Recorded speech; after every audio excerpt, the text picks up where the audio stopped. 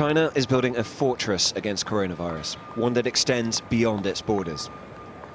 Earlier this week, the Chinese government announced it would ban all foreigners from entering in 24 hours' time.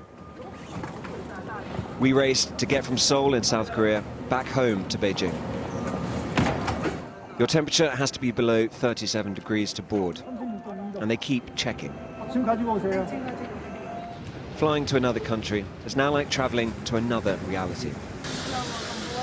These aren't health workers, they're cabin crew.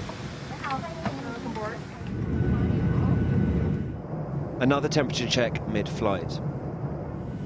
We landed in Dalian, in northeast China. Customs officials, also in full protective gear, checked every passenger. Here at the ramparts, an army of officials in full medical armour. An outlying fortification to make sure the capital, Beijing, hundreds of miles away, is kept safe.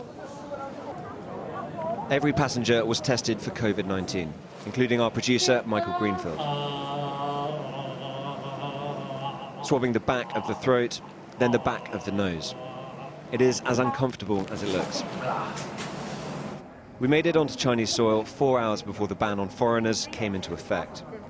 So we made it into China about 3 hours before the deadline for foreigners getting in. It's a pretty comprehensive process when you do arrive here. First on the plane, there are checks, temperature checks, and then everyone goes off the plane, has a health interview, and then you're given a COVID test yourself, a swab in the back of the throat, up the nose.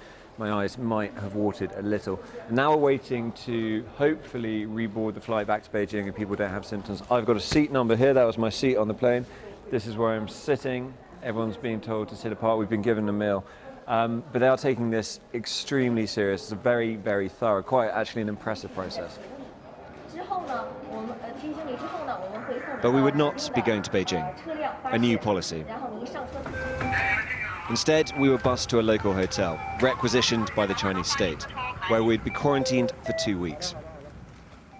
We queued according to the markings for social distance and paid for our rooms.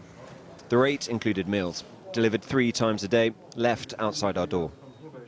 So this is the hotel room. It's 340 RMB per night. It's about just under £40, and it is home for the next 14 days.